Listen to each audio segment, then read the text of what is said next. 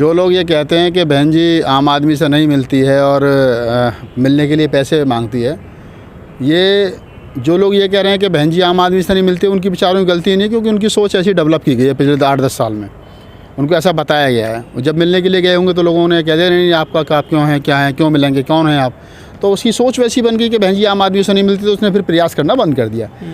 जो आप दूसरा सवाल है आपका इसी में छुपा हुआ कि बहन जी पैसे लेती है, तो ये जो बहन जी के आसपास कुछ लोग ऐसे इकट्ठे हो गए थे जो पार्टी से निकाल दिए गए हैं, जो बहन जी के नाम पर दलाली कर रहे थे ऑलरेडी, तो अब उनको निकाल दिया गया पार्टी से। तो वो बहन जी से मिलवाने के नाम पर शायद कुछ ऐसा कर रहे होंगे, क्योंकि हमारे सामने भी ये बात आई थी कि बहन जी से मिलना है तो पार्टी मतलब ये पार्टी फंड में क्या दोगे, जबकि पार्टी फंड में कुछ नहीं जाता, उनकी जेब में वो जाता था। तो हमने कहा भाई 20 साल तो इस मिशन मूवमेंट में लगा दिए, कमाया तो कुछ है नहीं, तो हम कहाँ से देंगे, तो हम भी पीछे हट जाते थे।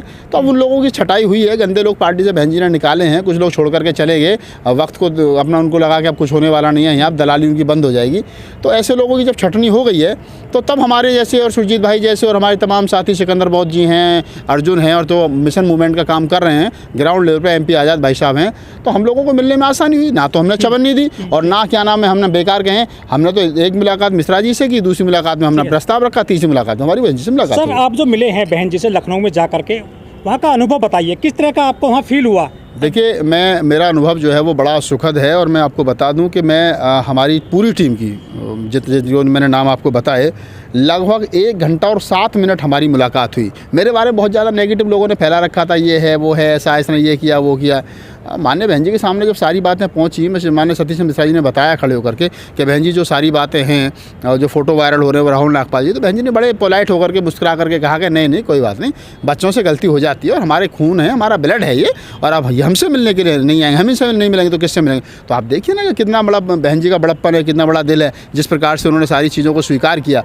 और जो आप कह रहे हैं कि बहन जी मेरा कान हुआ, मैं लगभग 1 घंटा 7 मिनट जैसा मैंने बताया कि उनके साथ बहन जी के साथ मुलाकात रही, और 20 मिनट तक मैं और मेरे साथी जो थे तमाम वो अपनी अपनी बातें रखते रहे, और उसके बाद में लगभग आधा पौना घंटा बहन जी जो है वो समझाती रही हमको। एक कैडर उन्होंने दिया, सारे मुद्दों पर उन्होंने खुल करके बात की, और उसके बाद में उन्होंने जिस प्रकार से, मुझे एक पल भी ये नहीं लगा कि मैं किसी पार्टी के राष्ट्रीय अध्यक्ष के सामने बैठा हूं या किसी पार्टी के राष्ट्रीय अध्यक्ष से बात कर रहा हूं, राजनीतिक दल के राष्ट्रीय अध्यक्ष से बात कर रहा हूं। मुझे यही लगा कि मैं अपने परिवार के मुखिया के साथ बात कर रहा हूं, और मेरे परिवार का जो मुखिया वो मुझे समझा रहा है, वो मुझे बता रहा है कि घर को कैसे चलाना है। बहन जी ने बड़ी भावुक होकर के बहुत सारी बातें कही, मैं उनको याद करता हूँ तो मेरी आंखें भर आती हैं।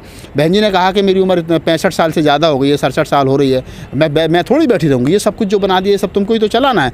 अब ये इनको लेकर के बहन जी ने बहुत सारे परिवार पर बात बताई, मैं परिवार के लोगों को क्यों लेकर के आई, विश्वास के लोग नहीं मिल रहे हैं।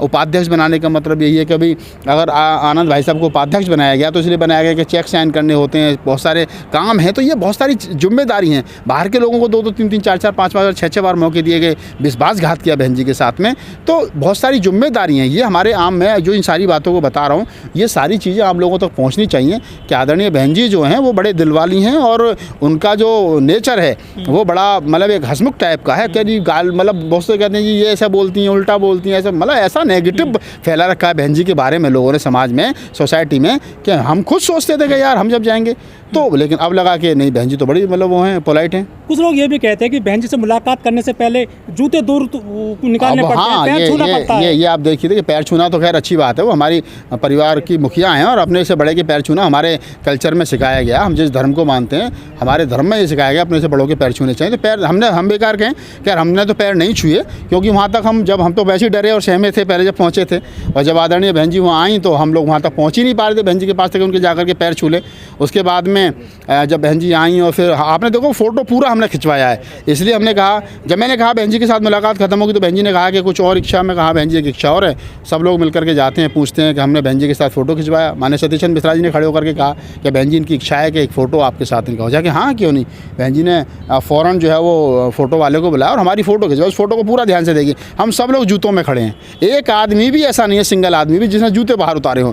और मैं तो नीचे खड़ा था, जहाँ बहन जी जहाँ बैठती है, जो चबूतरा सा है, उससे मैं नीचे खड़ा था। बहन जी ने बड़े स्नेह से ऊपर बुलाया, बोला आप ऊपर आओ, हम सुजीत भाई फिर सब ऊपर बहन जी, मैं तो बिल्कुल बहन जी के बराबर में खड़ा हूँ। सुजीत भाई खड़े, मिश्रा जी खड़े, तमाम साथी खड़े, सिकंदर बौद्ध खड़े, MP आज़ाद, हम सब लोग खड़े हैं और सब जूते पहन करके खड़े हैं। तो ये जो नेगेटिव फैलाया जा रहा है बहन जी के बारे में कि बहन जी जूते बाहर उतरवा देती हैं, चश्मा बाहर निकलवा देती हैं, बेल्ट बाहर, ये सब नेगेटिव है, ऐसा कुछ नहीं है। मेरा व्यक्तिगत अनुभव है, मैं बहन जी से मिला, हमारे तमाम साथी मिले, बहन जी बड़ी पोलाइट हैं। बहन जी आप सब लोगों का इंतजार कर रही हैं, बहन जी आप पार्टी में काम कीजिए, सरकार बनाइए, और बहन जी बहन जी हमारी अपनी और हम बहन जी के हैं, हमारे और बहन जी के बीच में कोई नहीं है। ये समझ लीजिए हमारी बहन जी नेता हैं और बहन जी का आशीर्वाद तमाम बहुजन। बहन जी ने जो कहा कि लोग, मैंने कहा हम तो बड़े आश्चर्यचकित रहे, खुद मिश्रा जी ने खड़े होकर के कहा कि बहन जी अब काफ़ी समय हो गया, तो बहन जी ने खुद कहा मिश्रा जी को, कहा नहीं नहीं कोई नहीं, बच्चे रोज़ रोज़ थोड़ी है, पहली बार तो आए, इनके लिए समय नहीं देंगे तो किन के लिए, ये तो हमारे घर के बच्चे हैं, तो हमारा ब्लड है।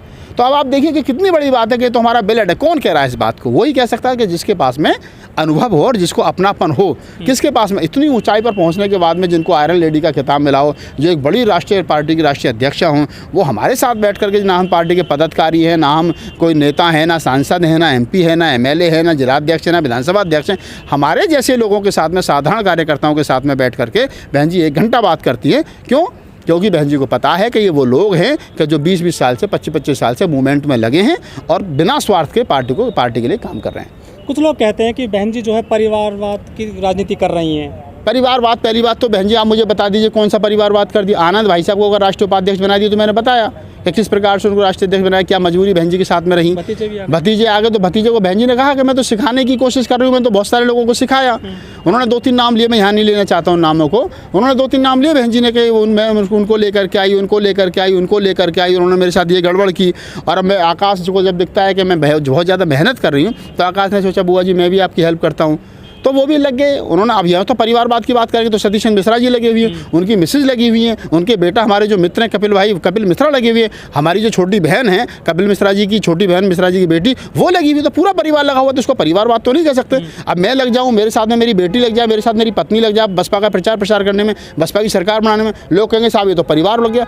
परिवारवाद ये नहीं है साहब, परिवारवाद ये है, परिवारवाद वो है। आप देखिए मुलायम सिंह यादव जी को, बाप मुख्यमंत्री, बेटा मुख्यमंत्री, पत्नी क्या नाम है MLC, क्या नाम है MP, भाई MP, भतीजा MP, MLC। कल्याण सिंह जी का देख लो, कल्याण सिंह मुख्यमंत्री रहे, उनका बेटा मंत्री रहा, उनका बेटा पोता जो है वो राज्य मंत्री है। अगर आप किसी को संवैधानिक पद पर भेजते हैं, अगर माननीय बहन जी कल को सपोज करो आकाश आनंद से भी चुनाव लड़े तू मुख्यमंत्री बनेगा, तो आप कह सकते हो परिवारवाद है।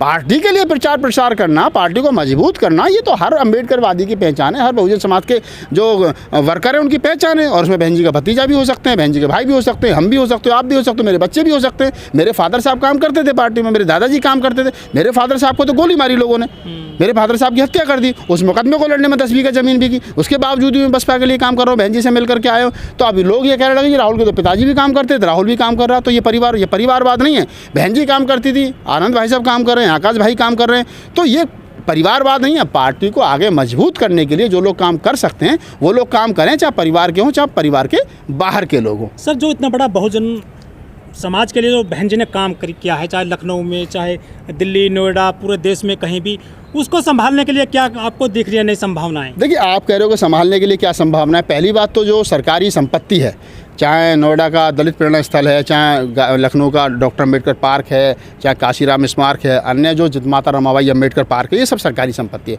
बहन जी ने बनाया है बहुजन महापुरुषों के नाम पर, लेकिन ये संपत्ति बहन जी की है, बसपा की नहीं है।